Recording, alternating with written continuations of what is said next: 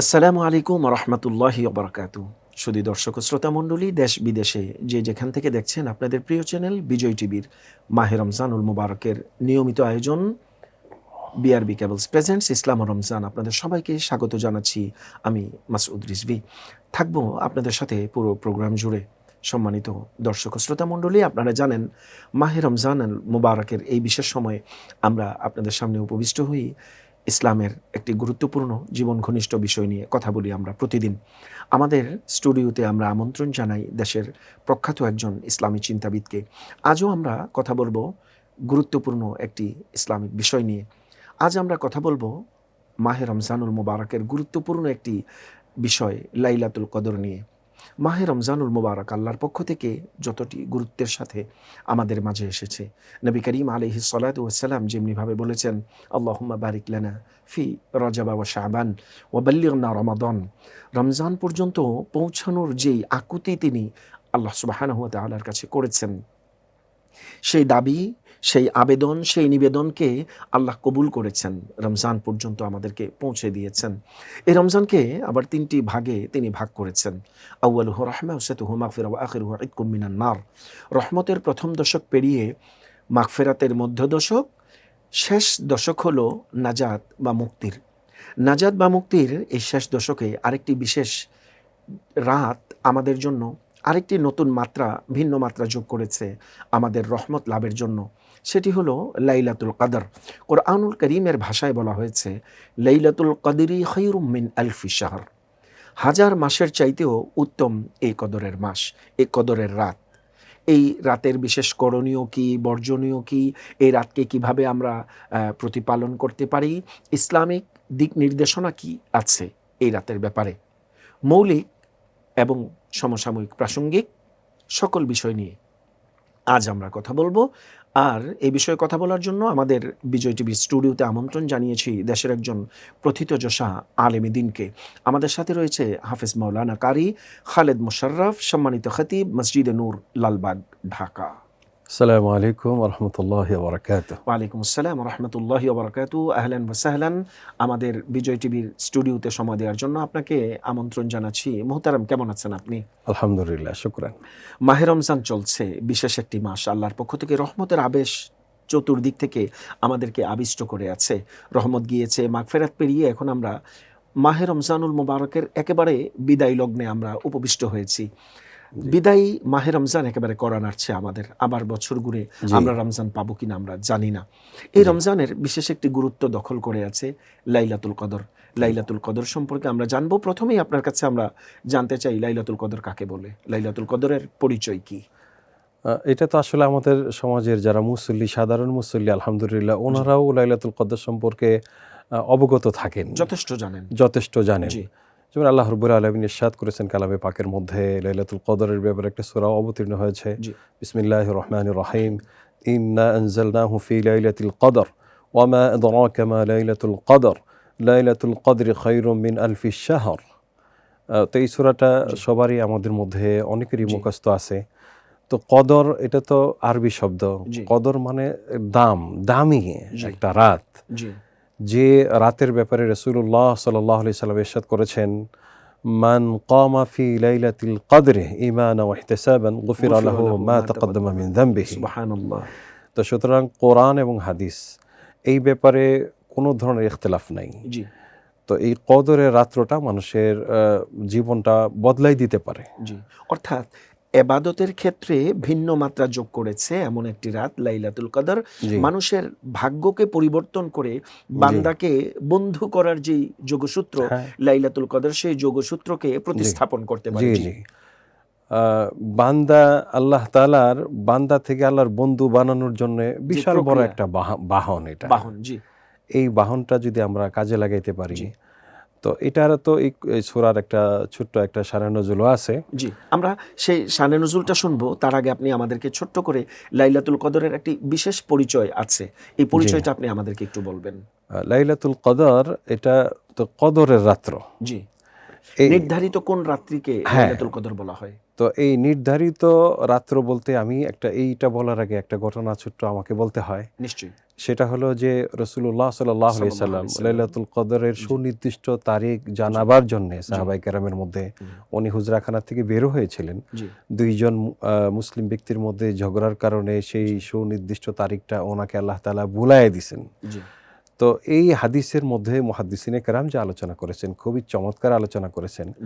যদি সুনির্দিষ্ট তারিখ মানুষের মধ্যে জানা থাকতো, তাহলে হয়তো মানুষ সারা জীবন অন্যায় কাজ করে এই দিনটাকে তারা বেছে নিত যে এই কদরের সুনির্দিষ্ট তারিখ আছে, সেখানে মাপ চেয়ে নেওয়ার একটা প্রবণতা মানুষের মধ্যে কাজ করত। অর্থাৎ আমি অন্যায় অপরাধ যাই করি না কেন, নির্ধারিত রাতে গিয়ে আমি মাপ চেয়ে নিব, আমি মাপ পেয়ে যাব। এই টেন্ডেন্সি থেকে মুক্ত রাখার জন্য এই বিষয়টাকে হাইড করে রাখা হয়েছে, গোপন রাখা হয়েছে। জি জি জি জি, মাশাআল্লাহ। তো লাইলাতুল কদর আমাদের সমাজের মধ্যে এই রাতের মধ্যে আল্লাহ রাব্বুল আলামিন কোরআনে কারীমকে আল্লাহ তাআলা অবতীর্ণ করেছেন। শাহরু রমাদান আল্লাযী উনজিলা ফীহিল কুরআন আল আয়া। তো আল্লাহ রাব্বুল আলামিন রমজান মাসে কোরআনে কারীম অবতীর্ণ করার কারণে আল্লাহ পাক এই আরবি যে 12টা মাস আছে, এই 12টা মাসের মধ্যে কোরআন নাজিল হওয়ার কারণে রমজান মাসকে আল্লাহ তাআলা অন্যান্য মাসের মধ্যে আল্লাহ পাক তারাক্কি দিয়ে দিয়েছেন, গুরুত্বপূর্ণ করেছেন। মাশাআল্লাহ। এই লাইলাতুল কদরের জন্যই, এই রাতের জন্যে আল্লাহ রাব্বুল আলামিন পুরা মাসটাকে একবারে পুরা সওয়াবের একটা সিজন হিসাবে আল্লাহ তাআলা ঘোষণা করেছেন। তো লাইলাতুল কদরের সুনির্দিষ্ট তারিখ আমাদের মধ্যে অজানা, এই জন্যই রাসূল করিম সাল্লাল্লাহু আলাইহি সাল্লাম বলছেন তাহাররাউ লাইলাতুল কদরি ফিল ভিতরে মিনাল আশরিল আওয়াখির মিন রমাদান। রমজানের শেষ দুটো হাদিস এখানে আছে। একটা হলো যে রমজানের শেষ দশকের বেজোর রাত্রগুলোতে রাসূল করিম সাল্লাল্লাহু আলাইহি সাল্লাম লাইলাতুল কদর তালাশ করতে বলছেন। আবার অন্য হাদিসের মাধ্যমে জানা যায় যে লাইলাতুল কদরের শেষ দশকের যে কোনো রাত্রে হতে পারে। আমাদের ইমাম আবু হানিফা রাহমাতুল্লাহ আলাইহি রহমা এবং অন্যান্য ইমামরাও বলছেন যে বছরে 2 বার লাইলাতুল কদর হতে পারে, একটা রমজানে আর একটা রমজানের বাহিরে। এবং রমজানের মধ্যে রমজানের যে কোনো রাতে কিন্তু লাইলাতুল কদর হতে পারে। বিশেষ করে শেষ দশকে যে হওয়ার সম্ভাবনা সবচেয়ে বেশি, তার মধ্যে সবচেয়ে বেশি সম্ভাবনাময় যে রাত্রটা সেটা হলো 26 রমজান দিবাগত রাত্রে। এটির একটাই চমৎকার ব্যাখ্যাও কিন্তু ফুকাহে কেরামদের কেউ কেউ করে থাকেন। সূরাতুল কদরে যেই হরফগুলো আছে, হরফগুলো দিয়ে একটি গাণিতিক বিশ্লেষণের মাধ্যমে বলেছেন যে এই বিষয়টা। জি জি জি, লাইলাতুল কদর 9টা হরফ এখানে আছে, 3 নং 27। 3 নং 27 একটা মোটামুটি গাণিতিক ব্যাখ্যা করে একটা সমূহ সম্ভাবনা, আসলে এটি নির্ধারণ করা হয়নি। জি জি, এটিকে ইশারা করা হয়েছে, এটির সম্ভাবনা বেশি হওয়ার ক্ষেত্রে একটি প্রমাণ উপস্থাপন করা হয়েছে। জি জি জি জি জি। তো লাইলাতুল কদরের বিষয়টা হলো আমাদের নবীজি সাল্লাল্লাহু আলাইহি সাল্লাম বনি ইসরায়েলের একজন মুজাহিদ ছিল। উনি তো 1000 বছর উনি জিহাদে কাটিয়েছেন এবং 4 জন নবীর কথা উনি উল্লেখ করেছেন। একজন হযরত জাকারিয়া আলাইহিস সালাতু সালাম, হযরত আইয়ুব আলাইহিস সালাতু সালাম, হযরত হিজকিল আলাইহিস সালাতু সালাম এবং হযরত ইউশা ইবনে নুন আলাইহিস সালাতু সালাম। জি, 4 জন নবীর ইবাদত 80 বছর পর্যন্ত 80 বছর করে ওনারা ইবাদতে কাটিয়েছেন একসাথে। তো এই হাদিস যখন রাসূল করিম সাল্লাল্লাহু আলাইহি সাল্লাম বর্ণনা করতেছিলেন, সাহাবায়ে কেরাম এটা শুনে কিছুটা হতাশ ছিলেন। এমত অবস্থার মধ্যেই কিন্তু আল্লাহ রাব্বুল আলামিন এই উম্মতকে সান্ত্বনা দেওয়ার জন্য, খুশখবরি দেওয়ার জন্য এই সূরাটা আল্লাহ তাআলা অবতীর্ণ করেছেন। রাসূল করিম সাল্লাল্লাহু আলাইহি সাল্লাম এবং সাহাবায়ে কেরাম খুশি হয়ে গেছেন। তো ওলামায়ে কেরাম বলে থাকেন বা আমাদের ফুকাহ যারা রয়েছেন তারা বলেন, যদি কোনো মানুষ তার তামাম জীবনে, সারা জীবনের মধ্যে একদিন যদি একবার যদি লাইলাতুল কদর পায়, তাহলে 83 বছর 4 মাস একাধারে ইবাদত করলে যে সওয়াব হয়। অর্থাৎ লাইলাতুল কদরি খায়রুম মিন আলফি শাহর, আলফি শাহরকে 1000 মাসকে গাণিতিক বিশ্লেষণ করলে 1000 মাস সমান সমান দাঁড়াচ্ছে 83 বছর 4 মাস। জি জি জি। তাহলে যদি একজন মানুষ তার জীবনে, বাংলাদেশের গড় আয়ু চিন্তা করলে কিন্তু 83 বছর হায়াত পাওয়ার মানে সম্ভাবনা খুবই কম। এক জীবনে আমি যা করতে না পারবো, আমি যদি লাইলাতুল কদরকে অনুসন্ধান করে প্রপার যদি আমি ইবাদত করতে পারি, এক জীবনের চাইতে বেশি প্রতিফল আল্লাহর পক্ষ থেকে জাযা কিন্তু গ্রহণ করার সুযোগ লাইলাতুল কদরে আছে। সুবর্ণ সুযোগ আছে। জি, তো আমি একটু বলবো এখন লাইলাতুল কদরে আমাদের বাংলাদেশের মুসল্লিরা কি করে। সাধারণত আমি যতটুকু দেখি এখানে, তো ইমাম গাজালি আলাইহির রহমা খুব চমৎকার একটা ব্যাখ্যা দিছেন তাবলীগে দ্বীনের মধ্যে। বলছেন যে লাইলাতুল কদর যারা পালন করেন তাদের মধ্যে 3 শ্রেণীর মানুষ আছেন। এক শ্রেণীর মানুষ হলো, এরা হলো প্রথম শ্রেণীর লাইলাতুল কদর পালন করেনেওয়ালা। আচ্ছা। এবং তারা আল্লাহ পাকের পক্ষ থেকে আশা করা যায় তারা মাপ পাবে। প্রথম শ্রেণীর লাইলাতুল কদর পালন করেনেওয়ালা যারা, এই লাইলাতুল কদরের রাত্রটা তারা তো গুনাহ করেনি না, বরঞ্চ গুনাহ করার কল্পনাও করে না। এরা হলো প্রথম শ্রেণীর লাইলাতুল কদর পালন করেনেওয়ালা। এরা জাহান্নাম থেকে মুক্তি পাওয়ার অনেক সম্ভাবনা রয়েছে। এবং যদি আমি বলি যে আসলে 100% যদি আমি আশা করি তো এটা আমার ভুল হবে না। দ্বিতীয় শ্রেণীর হলো যে যারা লাইলাতুল কদরের মধ্যে তারা চেষ্টা করেন পুরা সময়টাকে কাজে লাগানোর জন্য, এবং যদিও কবি কাবা এই সময়ের মধ্যে কোনো ত্রুটি হয়ে যায় সাথে সাথে তারা তওবা করে। এই দ্বিতীয় শ্রেণীর মানুষগুলো গফির আলাহুমা তাকাদ্দামা মিন যামবিহি এর অন্তর্ভুক্ত হবে।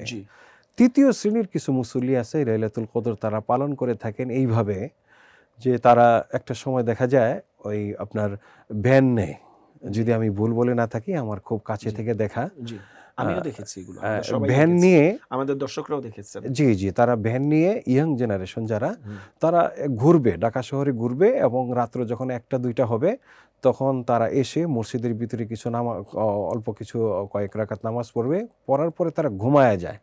এমন ঘুম দেয় যে ফজরের নামাজটাও তাদের পড়তে খুব কষ্ট হয়। তাহলে পরের দিন রোজা রাখতে হবে, সাহরি খেতে হবে। সাহরিটা খাওয়ার ব্যাপারে তারা অনেকটাই উদাসীন থাকে, কারণ মানে এই বাইরে ঘোরাঘুরির ফাঁকে যথেষ্ট খাওয়া দাওয়া হয়ে গেছে, এরকম হতে পারে। আচ্ছা, ইন্টারেস্টিং কথা বলছিলেন আপনি, শুনবো এই জায়গাতে।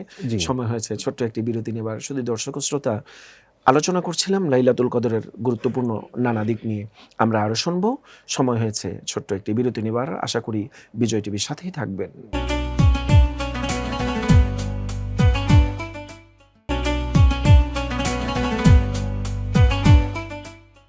বিরতির পর আবারও একবার স্বাগত জানাচ্ছি আপনাদের সবাইকে, দেশ বিদেশ থেকে যে যেখান থেকে দেখছেন আপনাদের প্রিয় চ্যানেল বিজয় টিভির পর্দায় মাহে রমজানুল মুবারকের বিশেষ আয়োজন বিআরবি কেবলস প্রেজেন্স ইসলাম ও রমজান, আপনাদেরকে আরও একবার স্বাগত জানাচ্ছি। আমরা আলোচনা করছিলাম লাইলাতুল কদর নিয়ে, লাইলাতুল কদরের নানা দিক নিয়ে, করণীয় বর্জনীয় কিভাবে করে আমাদের বিজ্ঞ আলোচক বলছিলেন।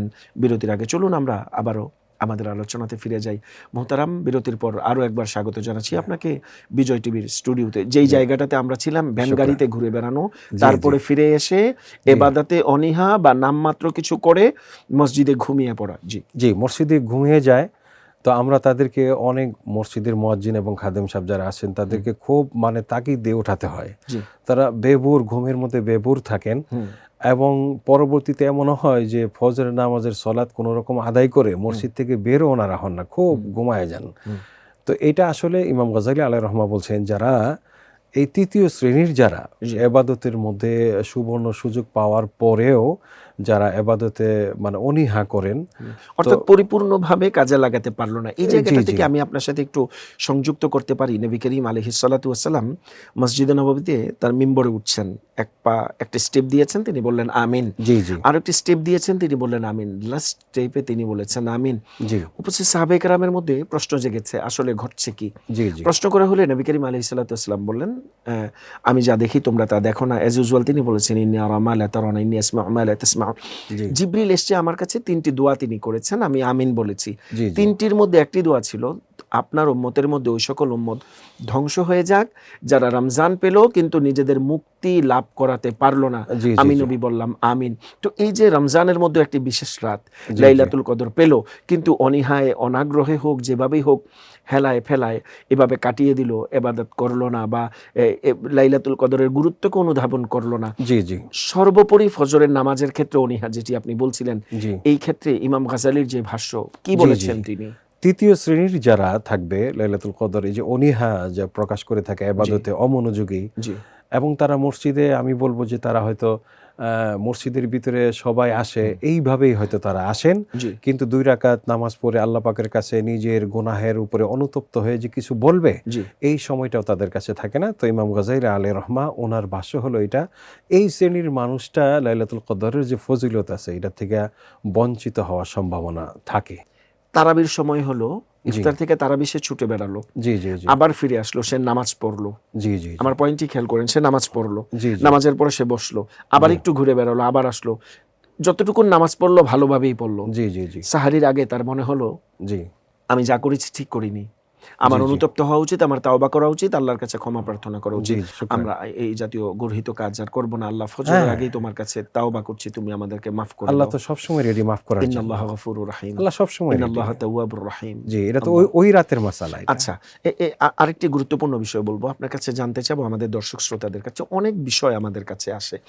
আপনি একটু বলবেন লাইলাতুল কদরের বিশেষ কোনো দোয়া আছে কিনা? হযরত মা আয়েশা রাদিয়াল্লাহু তাআলা আনহা জি। রাসূল পাক সাল্লাল্লাহু আলাইহি সাল্লাল্লাহু সাল্লামকে আলাইহি জিজ্ঞাসা করেছিলেন, ইয়া রাসূলুল্লাহ সাল্লাল্লাহু আলাইহি সাল্লাল্লাহু আলাইহি ওয়াসাল্লাম। সাল্লাম, আমি যদি সবে কদর পেয়ে যাই আমার জি। করণীয় কি? আল্লাহ রাসূল সাল্লাল্লাহু আলাইহি সাল্লাম বলছেন যে তুমি এই দোয়া পড়বা, আল্লাহুম্মা ইন্নাকা আফুউন তুহিব্বুল আফওয়া ফাফু ফাআফু আন্নি ইয়া কারীম ইয়া রহমান ইয়া রহিম। আল্লাহ। এই দোয়াটা আমরা পড়তে পারি, বেশি আচ্ছা। থেকে বেশি পড়তে পারি। আল্লাহুম্মা আচ্ছা। ইন্নাকা আফুউন তুহিব্বুল আফওয়া ফাআফু আন্না ইয়া কারীম।